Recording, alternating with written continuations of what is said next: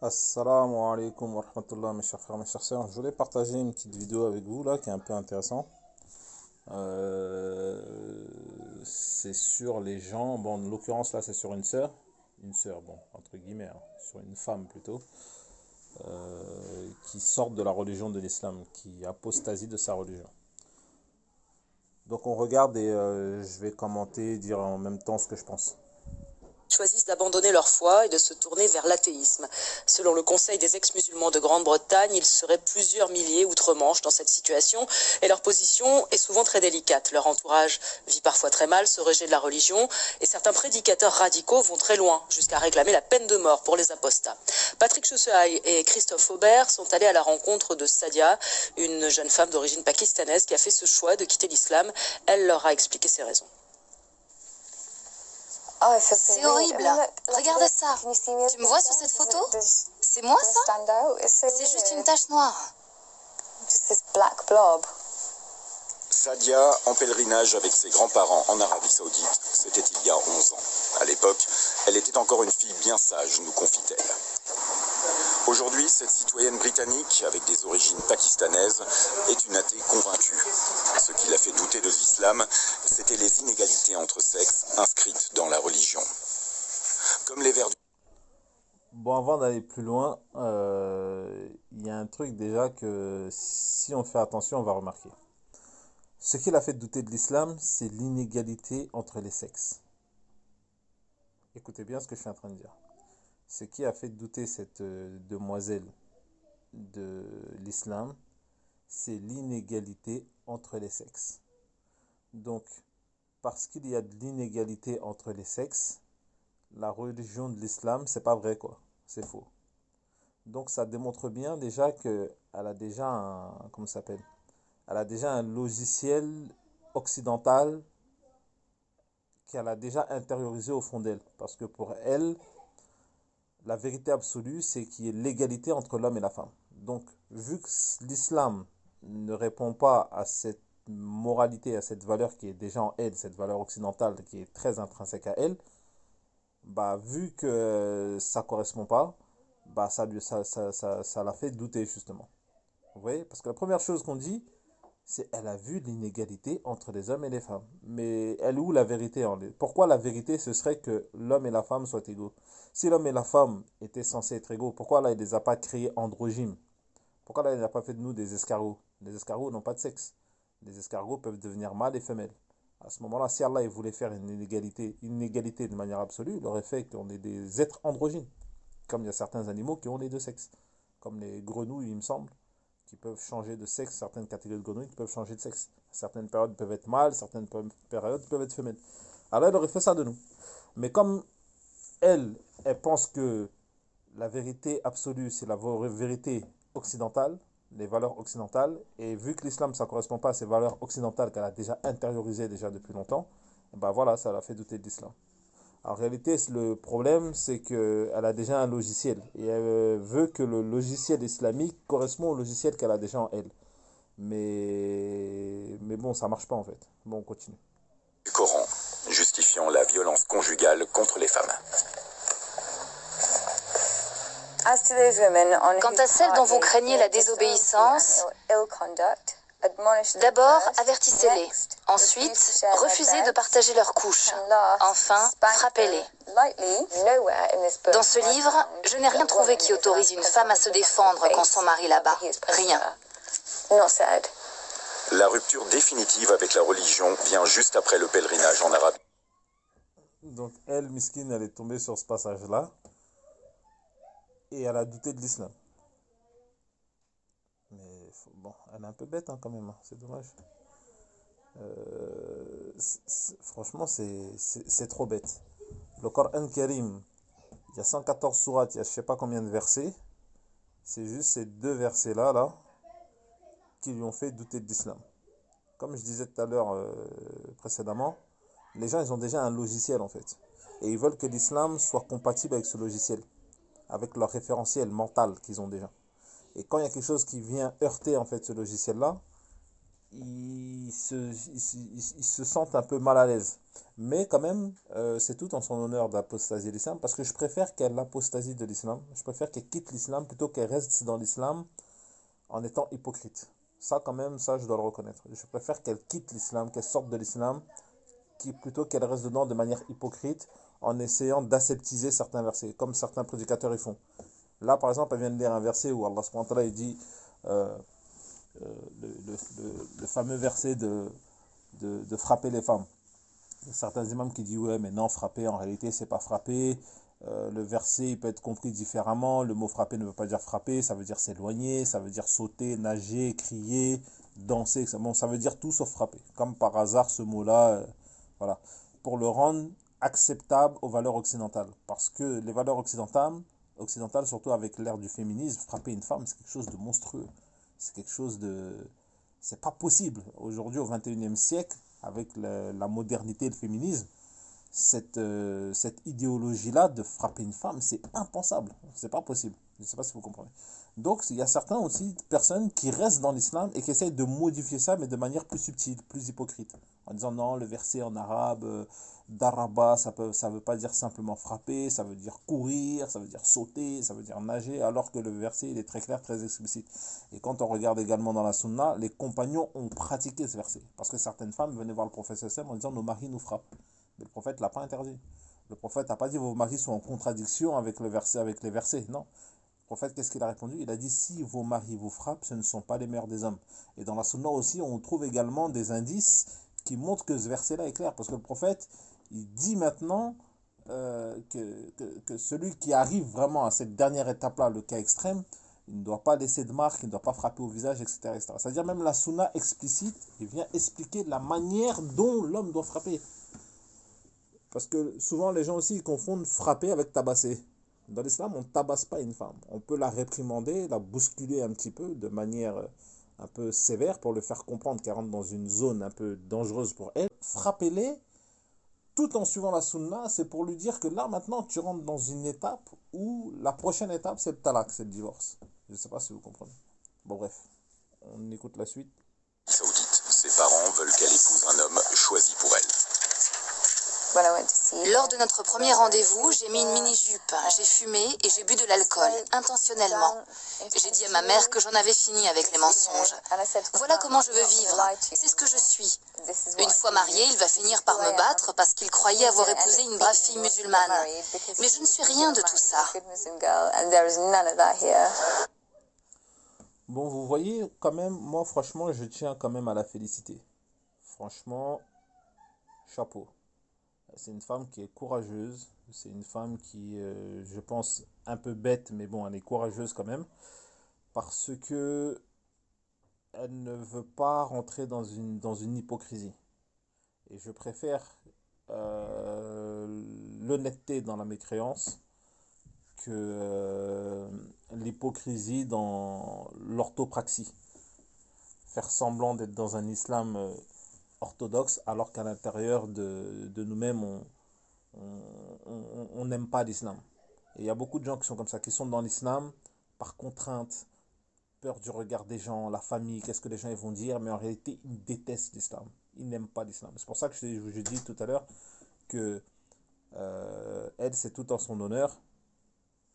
C'est tout en son honneur d'avoir apostasié la religion. En tout cas, je trouve que c'est quelque chose de courageux. Bon, c'est vrai qu'elle est un peu bête quand même, parce que c'est juste ces deux versets-là qu'elle n'a pas compris. Mais sinon, franchement, bravo à elle. La rupture avec sa religion, un acte d'apostasie lourd de conséquences dans l'islam, était aussi une rupture avec sa communauté. Hier encore sœur, elle est devenue une étrangère. Pire, une criminelle aux yeux des prédicateurs radicaux. Selon la loi islamique, la peine prévue pour acte d'apostasie est la peine de mort. Fondatrice du conseil... Et lui aussi, bon. Ah, l'imam là, il est costaud, mon frère. Il dit quoi? Il dit que la peine islamique pour celui qui est apostat, c'est la peine de mort. Bon. Ce qu'il dit, c'est vrai. C'est vrai, je dirais, à 90%, parce que bon, il y a des divergences, mais la majorité des savants, en tout cas, si vous regardez dans les avis des imams des 4 écoles, ils sont tous d'accord. Mais quand même, ce que cet imam il a omis de dire, ou bien d'expliquer, ou bien peut-être il a expliqué, mais dans la vidéo, les journalistes, ça leur plaisait pas peut-être de montrer l'explication, c'est que dans le contexte britannique, c'est pas applicable. C'est applicable dans un contexte islamique, dans un territoire islamique, où les gens sont musulmans, où toute la population est musulmane. L'apostat dans ces conditions-là, est mis à mort. Pourquoi? Parce que on considère que son apostasie, en fait, sa mise à mort est une mise à mort dissuasive. Parce que dans un État musulman, on considère que celui qui apostasie de la religion, tout en restant dans notre État, peut être une menace pour l'islam. Je ne sais pas si vous comprenez. Donc, ça, on en vient à dire que, par exemple, une personne qui veut combattre l'islam de l'intérieur peut venir s'infiltrer, se convertir à l'islam, prendre toutes les informations dont elle a besoin et ensuite apostasier sa religion. Donc, pour préserver l'islam, ce qu'on appelle l'apostasie l'apostasie pour les apostats politiques, c'est-à-dire on le met à mort pour la préservation de l'islam. Je ne sais pas si vous comprenez. Pour préserver l'islam, pour pas qu'ils quittent ensuite le corps de l'islam, pour aller repartir chez les ennemis, leur donner des informations qui peuvent être néfastes pour le corps islamique, pour l'entité islamique. Donc bon bref, après ça c'est un sujet très très complexe. On va pas rentrer dedans en profondeur. Je vais pas vous faire un cours là-dessus. Mais voilà quoi, fallait juste préciser quoi dans la vidéo. Des ex-musulmans en Grande-Bretagne, Mariam Namazie a déclaré la guerre à ceux qui prêchent la haine. Ce soir-là, elle évoque le sujet avec des étudiants. Apostate née en Iran, elle parle des accusations d'islamophobie et des pressions à l'égard des ex-musulmans. Ils sont vilipendés, snobés, ils subissent des intimidations, des menaces, des pressions. C'est pour cela que beaucoup d'ex-musulmans se cachent. Certains de nos membres portent toujours le voile, vont à la mosquée et disent à leurs familles et proches qu'ils sont toujours musulmans. En réalité, ils ne le sont plus, ils sont athées. Selon Mariam, ce mouvement gagne de l'ampleur. Par le biais des réseaux sociaux, il toucherait tout le monde musulman. Sadia a fait elle aussi le choix d'une rupture avec l'islam. Elle a choisi de décider elle-même de sa vie. Aujourd'hui, elle s'occupe de femmes violées. C'était la bonne décision de quitter l'islam. Je n'ai aucun doute là-dessus, aucun. Je préfère encore être seule mais libre que de vivre dans cette communauté. Je ne me suis jamais sentie aussi seule qu'au sein de cette communauté. Je préfère être seule mais libre. Bon, en conclusion, moi ce que j'ai envie de dire, c'est qu'en tout cas, moi je préfère le statut de quelqu'un qui n'aime pas l'islam, qui s'en débarrasse, plutôt qu'il reste à l'intérieur en état d'hypocrite. Parce qu'il n'y a pas quelque chose qui fait plus de mal à l'islam que l'hypocrisie. Il n'y a pas quelque chose, en tout cas, même si vous regardez dans la Sira, vous n'allez pas trouver des gens qui ont combattu plus le prophète sallam, qui ont fait plus de mal au prophète sallam que les hypocrites. Merci, Case. Allez, sors, ferme la porte. Bon, je vous mets play et je commente aussi. Je ferai encore une petite conclusion à la fin. Sadia a fait elle aussi le choix d'une rupture avec l'islam. Elle a choisi de décider elle-même de sa vie. Aujourd'hui, elle s'occupe de femmes violées. C'était la bonne décision de quitter l'islam. Je n'ai aucun doute là-dessus, aucun. Je préfère encore être seule mais libre que de vivre dans cette communauté. Je ne me suis jamais sentie aussi seule qu'au sein de cette communauté. Je préfère être seule mais libre. Vous voyez ce qu'elle est en train de dire là aussi, c'est un truc aussi qui en dit beaucoup sur son logiciel. Vous savez, les religions occidentales, enfin les doctrines occidentales, surtout, bon, par exemple, en l'occurrence pour nous en France, on nous prône beaucoup la liberté. Liberté, égalité, fraternité. C'est-à-dire, c'est une des valeurs, en tout cas, de la République, et c'est une des valeurs aussi occidentales, la liberté. Et quand on l'entend, quand on l'écoute, elle dit que depuis qu'elle a quitté l'islam, elle se sent libre, et que dans l'islam, elle n'était pas libre. On sent, on sent un logiciel vraiment occidental en elle. Je ne sais pas si vous comprenez. C'est pour ça que les valeurs occidentales et l'islam ne peuvent pas être compatibles et ne seront jamais compatibles.